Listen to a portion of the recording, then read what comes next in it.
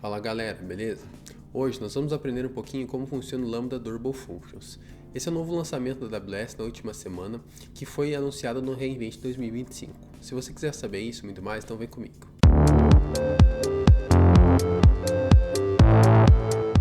Seja muito bem-vindo ao canal, eu sou o Bruno. Hoje nós vamos entender um pouquinho melhor como é que funciona o Lambda Durable Functions. Bom, basicamente esse foi um anúncio da AWS no último reInvent que chamou bastante atenção, que basicamente permite com que a gente execute as funções lambdas por um período até de 1 ano de maneira assíncrona. Então isso faz com que a gente tenha, vamos dizer assim, uma capacidade muito maior do que anteriormente, que era a maneira síncrona até por 15 minutos. Isso vai permitir com que a gente faça os nossos workflows muito mais maleáveis e flexíveis, se aproximando de uma step function ou coisa do tipo. A grande vantagem de uma step functions, pelo que eles mencionaram na talk oficial, é que todas as definições são escritas, com base no código JavaScript ou Python ou a linguagem que você escolher. E isso faz com que o código seja muito mais limpo e legível, para a questão de manutenabilidade e entendimento do nosso código. Então isso vai fazer também com que a gente escreva de maneira mais resiliente, naturalmente, os nossos códigos. Vai fazer com que a gente também tenha uma nova função que a gente só paga pelo que a gente usa. Então quando a nossa Lambda Durable ela está esperando um evento externo para continuar a sua execução, esse tempo de wait externo, ela basicamente a gente não vai ser cobrado. E a gente tem a questão aqui da parte de simplicidade operacional, que basicamente a gente não precisa gerenciar a Durable Function, por exemplo, as lógicas de retry, as partes de recuperação de falha, e a gente vai ver isso como é que funciona. Então aqui na documentação oficial, que eu vou deixar o link para vocês, a gente tem um diagrama que explica como que é a lógica do Durable Function. Basicamente, a gente tem a parte de contexto, então a função ela foi invocada pela sua primeira vez, a gente tem a definição do nosso primeiro contexto, o primeiro contexto ele foi executado aqui, e a partir do momento que o contexto é executado, a gente guarda um checkpoint para cada um desses contextos. O próximo contexto aqui, basicamente, é a gente aguardar, então a Lambda Function ela vai pausar por algum tempo, e a partir da sua pausa, ela vai retomar a sua execução do ponto que ela estava. Então aqui a função foi reexecutada, então ela vai recuperar o estado do checkpoint 1 aqui, que é o step 1, ele vai validar se o wait já foi executado, então esses passos aqui ele vai acabar pulando, e ele vai para a execução do step 2 aqui, logo depois da execução do step 2, ele vai criar mais um checkpoint. Então cada step que a gente tem de execução, a gente tem um ponto de checkpoint, isso faz com que a nossa Lambda Durable Function ela seja altamente, vamos dizer assim, resiliente a falhas, porque se a gente fizer os nossos steps de maneira idempotente e resiliente, ela vai recuperar a execução desses steps de maneira automática, perfeito? Então esse aqui é um exemplo que a gente tem de alto nível para entender o funcionamento da nossa Lambda Durable Function, e hoje nós vamos criar uma Lambda Durable Function e vamos utilizar o exemplo que temos aqui no blog post oficial da AWS. Então eu recomendo que vocês leiam o blog post oficial da AWS, eu vou deixar o link aqui na descrição, e também que vocês assistam um vídeo de lançamento do Durable Function. O vídeo de lançamento ele é bem bacana, mas ele é cerca de, vamos dizer assim, 1 hora, mas ele traz todos os detalhes de implementação e de utilização do Durable Functions. Hoje a gente vai entender como é que ele funciona e como podemos utilizar ele para se aproveitar das funcionalidades dispostas. Então basicamente aqui ele fala como vamos assim, fazer a ativação do Durable Functions, e nesse blog post oficial a gente tem um código em Python que vai mostrar para nós como que podemos utilizar o Durable Functions. Bem, então aqui no meu console da AWS, basicamente eu tenho a MyTest Durable Function, que é uma Durable Function que eu criei aqui, e ela é a mesma versão dessa versão em Python, no entanto ela está escrita em Node. Vou criar uma Lambda Function nova aqui para demonstrar para vocês como que faz. Então eu vou criar aqui My Durable Function. Eu preciso selecionar Runtime aqui, no nosso caso vai ser Node.js na versão 24. A gente também tem suporte para o Durable Functions no Python, então só temos essas duas runtimes aqui com suporte hoje, Node.js 22 e 24 e Python 3.14 e 3.13. é muito importante você lembrar de marcar o Durable Execution aqui no momento da criação da lambda, porque não conseguimos mudar isso durante sua execução. A partir do momento que eu marquei aqui, eu vou dar um create function e eu vou aguardar a criação da nossa lambda.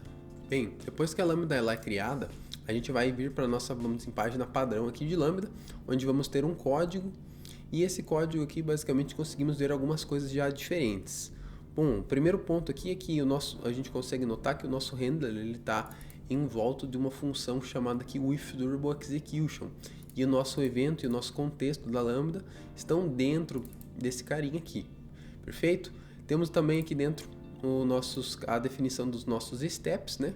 E no final aqui temos uma resposta. Bom, esse exemplo aqui é um exemplo bem simples, né? Bem, vamos dizer assim, com não tanta utilidade. Então vamos pular aqui para o nosso exemplo do myTestDurableFunction. Bom, esse exemplo aqui ele é um exemplo que vai trazer assim, um maior aproveitamento da lógica das nossas lambdas duráveis. Então aqui dentro eu vou ter a definição das nossas funções aqui. Então eu criei 3 steps, como o blog post oficial sugere. Step 1, Step 2 e Step 3, já vamos entender cada um deles. E logo aqui abaixo eu tenho a definição do nosso handler. O nosso handler está chamando também o with durable execution. Aqui dentro eu tenho a chamada, vamos dizer assim, de maneira assíncrona, né? Do nosso evento, do nosso contexto. Eu estou esperando que eu tenha um order ID de payload aqui. Logo após isso eu vou chamar o validate order, que é o nosso step 1. O validate order basicamente que ele vai simular uma chamada de um sistema externo, vamos dizer, e ele vai ter apenas um log aqui e vai retornar para mim as informações de order e nosso status. Logo após isso, aqui no handler novamente, ele vai validar se o nosso status foi validado ou não, se não foi, erro. E vamos para a parte do Step 2. O Step 2 aqui ele está simulando a chamada de um sistema externo, então é um callback aqui nesse caso. Então o context.createCallback ele devolve para nós aqui um approval promise e um callback ID, que é o ID que a gente vai utilizar, vamos dizer assim, para integração entre os nossos sistemas. E a gente vai mandar esse sem approval promise aqui, vamos dizer assim, a gente vai ficar aguardando esse cara aqui ser resolvido, perfeito? Então aqui vai ser um sistema externo no nosso caso que a gente vai aguardar. E a nossa step 2 aqui basicamente é o send for approval. Esse send for approval aqui também está fazendo basicamente a parte um logger aqui e retornando que foi enviado para aprovação, perfeito? E logo após o callback ser retornado aqui, ser resolvido, basicamente a gente vai ter a parte de processamento da order. E essa parte de processamento da order são onde as coisas ficam um pouquinho mais interessantes nesse caso. A gente está utilizando o context.step aqui para o process order, mas a gente também está utilizando o retry strategy. O retry strategy aqui basicamente vai fazer com que, se a gente tiver alguma falha durante esse step, que a gente possa realizar a definição de um retry de maneira automática, utilizando a maneira nativa aqui da nossa lambda. Então eu vou falar aqui que eu vou tentar 3 vezes, o nosso backoff rate aqui vai ser de 2, então eu vou tentar em 1 segundo, depois em 2 segundos e depois em 4 segundos. E o nosso initial interval aqui vai ser de 1000 milissegundos, perfeito? E aí aqui no final do nosso render eu vou devolver o nosso order ID, se ele foi validado e se ele foi aprovado. E a parte de se ele foi processado também ou não, né? Que é cada um desses steps. Bom, agora eu vou criar um evento de teste, vou criar este evento aqui. E o que ele aguarda para nós é o order ID. Então, order ID 01 e vou realizar a invocação dessa lambda. Salvar order 01. Realizei a invocação. Basicamente aqui no output agora a gente vai ter a chamada dessa lambda. Se eu voltar aqui na parte da nossa lambda function, conseguimos ver que temos um novo menu aqui, o Durable Executions. Entrando aqui no Durable Executions, eu consigo visualizar quais são as execuções que eu tenho. Então eu consigo ver que eu tenho uma execução aqui que está em andamento, que é justamente o evento que eu acabei de chamar, e ele está em andamento e temos um step aqui que é o awaiting approval. Basicamente, cada um dos steps aqui que eu tenho são os steps que foram definidos no código, e o awaiting approval aqui ele era um wait de um callback. Então, como ele é um wait de um callback, eu vou vir aqui na parte da direita, vou clicar em Actions e vou dar um Send Success. Esse Send Success aqui basicamente vai falar para a minha Lambda que o callback foi executado com sucesso. Perfeito? A partir daí, agora a Lambda vai resumir a sua execução e vai continuar até o final.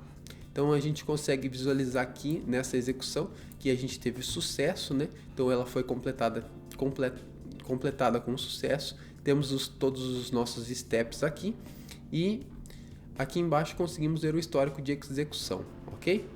Lembrando que a execução ela pode ser de maneira síncrona 15 minutos ou assíncrona de até 1 ano. Isso vai fazer com que a gente tenha aquela flexibilidade que a gente também tem na parte de Step Functions. Então eu vou executar essa lambda aqui mais uma vez, justamente para a gente visualizar se a gente cai num cenário de erro. Como eu mostrei para vocês aqui, no nosso último step, eu tenho um if validando se vai dar erro ou não de maneira randômica. Então vamos executar mais uma vez para validar se vamos cair em um cenário de erro para ver o retry em ação. Então realizei mais uma chamada aqui. Vamos ver, está aguardando o resultado do meu callback. Vou dar um Send Success Again. Perfeito. Então houve uma falha aqui no nosso process order. Logo, como a gente pode notar aqui, ele teve uma falha, teve um erro de payload, teve mais uma execução de maneira automática aqui e teve mais uma execução de maneira automática aqui também. Então conseguimos visualizar que a parte de retry ela foi acontecendo de maneira naturalmente. Eu não precisei ter nenhum retry, vamos dizer assim, implementado na minha função, na minha lógica do meu business. Então eu posso focar somente na execução aqui, na criação de código funcional e não ficar me preocupando aqui com retry. Bom, a parte de entendimento aqui da nossa Lambda Function de maneira durable, hoje era isso, a gente entender como que ela funciona, quais são as grandes vantagens dela e lembrar que isso ainda está somente disponível na região de Ohio. Mais para frente eu acredito que vamos ter em outras regiões, mas se você for realizar a utilização, lembra de utilizar em Ohio e as runtimes de Node e Python. O vídeo de hoje era isso. Se você gostou do vídeo, deixe seu joinha, se inscreva no canal que você vai me ajudar bastante. Valeu? É nóis!